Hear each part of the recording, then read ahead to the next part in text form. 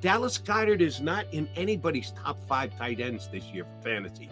And I think that's nuts because I do believe quarterback, though. It's not about the tight end. It's about the quarterback. If you put Dallas Goedert with, name the quarterback. I bring up Herbert and Burrow all the time. If you put them with them, he's in the top 5.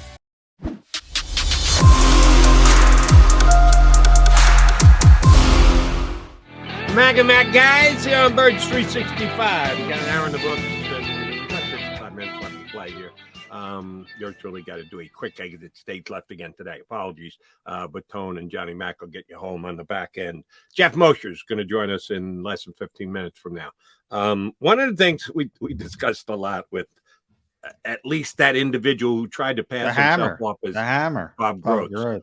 I don't know where the hell he came from because that was the most positive. Everything's hunky-dory, man. Positive appearance from Bob Goedert. Yeah. How many times would you say we've had Goedert on? 6, 7, 8? I don't know, but I'm disgusted. I feel like I need a shower. Who was this? I think I got diabetes from listening to that. Good I am not disgusted. I'm just flabbergasted. There's a difference between those two things. One of the things we didn't get into with Goedert, because we touched on a lot of stuff. He was great.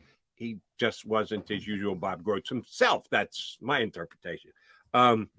We didn't talk at all about tight end other than you and I just talking about Dallas Goedert being as good as I got to get him my Noah Tungi pronunciation. Very good, Noah. Noah all about the tight end position. I don't know about you. I don't know anything other than Dallas Goedert. As I said yesterday here on the show, surprised the hell out of me. ESPN, I have it on way too much in my house. All day long the other day, fantasy football. 6, 8 straight hours of fantasy football stuff. The NFL Network's doing it too. And I've been playing fantasy football for years.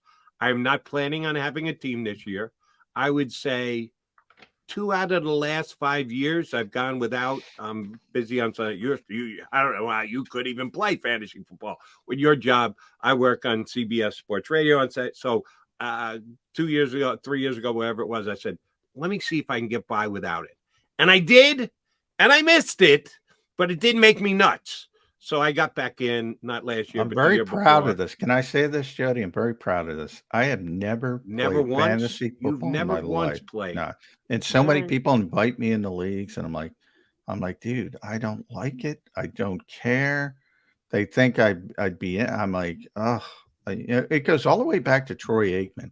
When people used to tell me Troy Aikman was a bad quarterback because he had bad fantasy numbers. And I don't want any part of this. If this is what if this is your education to football, I don't want any part very of it. True. Troy Aikman was a bad fantasy quarterback. I don't want He's any a Hall of Fame part quarterback in the real world. But as far as fantasy goes, he was actually a bad that's that was the crux of it, Jody. I swear to God, I said I don't want any part of this. I played when Troy played fantasy football, and even though I was a fan, I never had him on my fantasy team once because I knew for sure that he was a bad fantasy quarterback. But that aside, I didn't play last year. I'm not planning on playing this year. I'm perfectly fine with that. I played 2 years ago because a buddy begged me to come in. We got to have you in the league. And I did it. And it was a little bit more of a pain than it ever was. I'm kind of over fantasy football is the point I'm trying to make.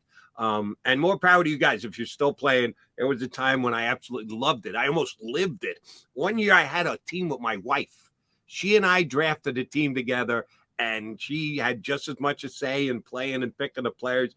And we actually made money. We lost in the semifinals of the playoffs, but we finished in third place. Well, now if you're having fun, and I always say, if you like it, go have fun. We did, and I really did enjoy the year that we had. Next year, we did it again. I did 2 years with my wife. We stunk, and oh man, did we fight. So that was it. Never again were we going to have the Mrs. Mac and Daddy Mac team in fantasy football. But long-winded way to get to the point I was trying to make. Dallas Goedert is not in anybody's top 5 tight ends this year for fantasy. And I think that's nuts because I do believe quarterback, though. It's not about the tight end. It's about the quarterback. If you put Dallas Goedert with, name the quarterback. I bring up Herbert and Burrow all the time. If you put them with them, he's in the top 5. Understood. It's about the quarterback. Quick question. Who do you think is going to be a better fantasy player this year, Dallas Goedert or Darren Waller? Darren Waller. I don't. Well, because he's got Derek Carr. Yeah, he's also got Devontae Adams. Yeah, but you're not gonna. He's still gonna be, like here. It's 1A. If people think, by the way, it's AJ Brown, Dallas Goedert, I think it's Dallas Goedert, AJ Brown. So I'm leaning more towards your way. But you have 1A and you have 1B. They're both going to get a ton of traffic. The Raiders also have Hunter Renfro. I forget who their other receiver is. I'd have to look it up. So they have a lot of good plays, but Derek Carr puts up numbers, man. I mean, he does. And I think he'll put up numbers this year, but I think they're going to be outrageous with Devontae Adams. And well, they probably are. Oh, by the way, Waller is more apt to be injured than is a Dallas Goedert. Now, as soon as I say that, Dallas Goedert's going to. Well, yeah, injury is a concern, right? You can never predict it, but I think you have to at least look at the history of it when you're making an evaluation in a specific position, and that means rankings and the like. Well, I'll give you another example. Irv Smith.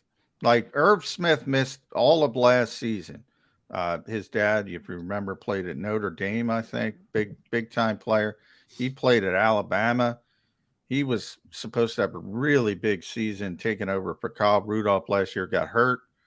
They have Jefferson and Thielen and KJ Osborne. They throw the ball all over the place. Irv Smith, if he plays, now injuries are a concern. He's going to put up big numbers. Those quarterbacks, they not only put up big numbers, they get the ball all over the place. So, and I'm no fantasy expert. I just said I don't play it. I don't like it. But if it's about statistics, if it's about numbers, I'm focusing on those quarterbacks and those guys who are consistent putting up numbers. For me, Andrews, Kelsey, Goedert. I think he's going to be the third best fantasy tight end in football. And I know fantasy's fantasy, real life is real life. What do you do to help your team win football games on Sunday? Much more important. I get it. But no Kittle? I got him ahead of Kittle. Oh, because of Trey Lance. Yeah. Right? If you're going to say, whoa, but look at Jalen Hurts. You're going to compare well, Jalen that's Hurts what I'm saying, Derek though. Carr. I'll take Jalen Hurts ahead of so Trey will Lance I. At this point. So will I. But, it's the same sentiment, though. So you're knocking Kittle down for the same sentiment people are knocking Goddard down, in that they don't have the Derek Carr or the Kirk Cousins. And it's probably right, to be honest. It's probably right to knock him down at least a little bit, as opposed to somebody like Kelsey, who not only from his history, but because he has Patrick Mahomes. If he's healthy, if he's out there. And by the way, there's no more Tyreek Hill as well. So if anything, he's going to get more targets. Yeah, I mean, to me, it's about those high volume throwers when it comes to now. Jalen's a good fantasy player because of the running stuff. So but when you're looking at the receivers on Philadelphia, yeah, you got to be a little bit cautious, I would think. But I don't know. Since I officially put the jinx on Goddard by noting that Darren Waller could very well get hurt, because that's one of the guys who's ranked above him. Most have Waller ahead of him. Most have Kittle ahead of him.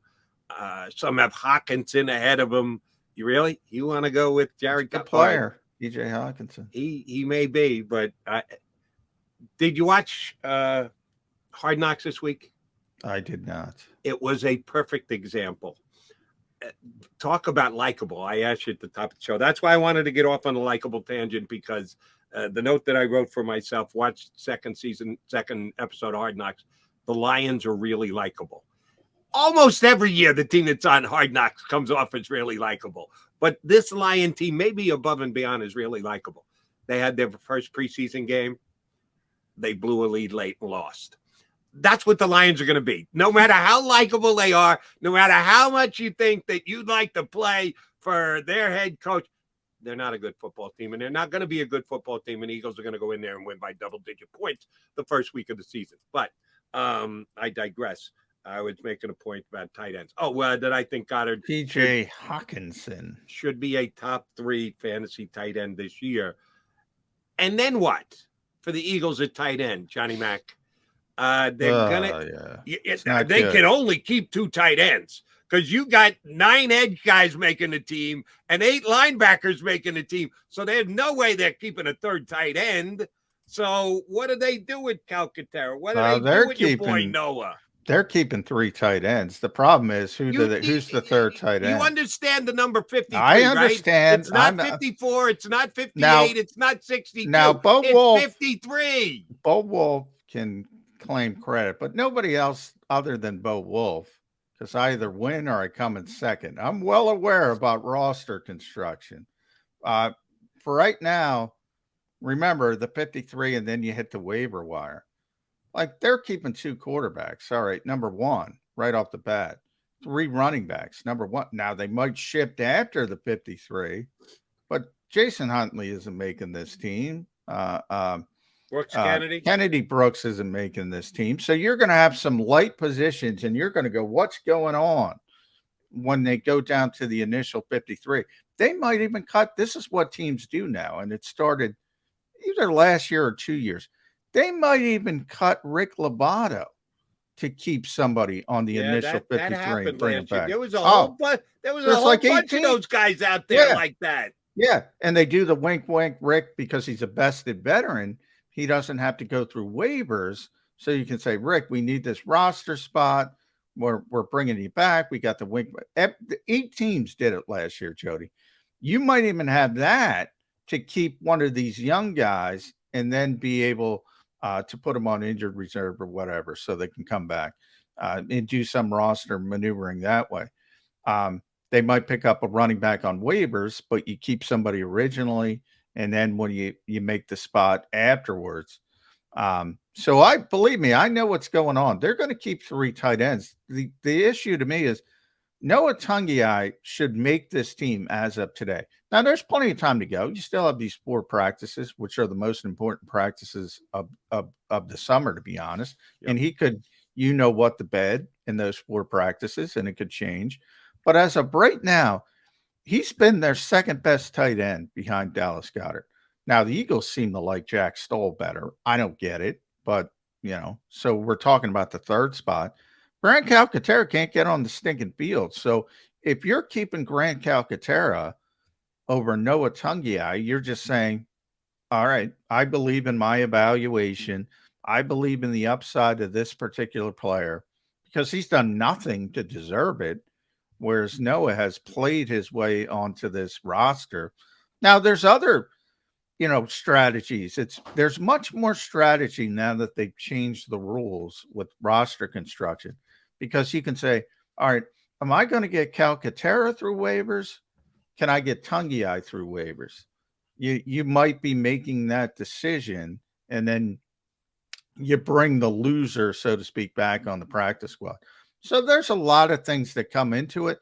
But I also think, Jody, as a GM, as a coaching staff, you also have to send a message. And if the players know, like if they look at Noah Tungiai and say, this kid deserves to make the team, this kid's better than so-and-so, you want to send that message that this is a meritocracy, and if you play well, you're going to get rewarded. So I do think, I'm not going to say it's a big thing, but I do think at times it becomes something you want to send a message to the locker room.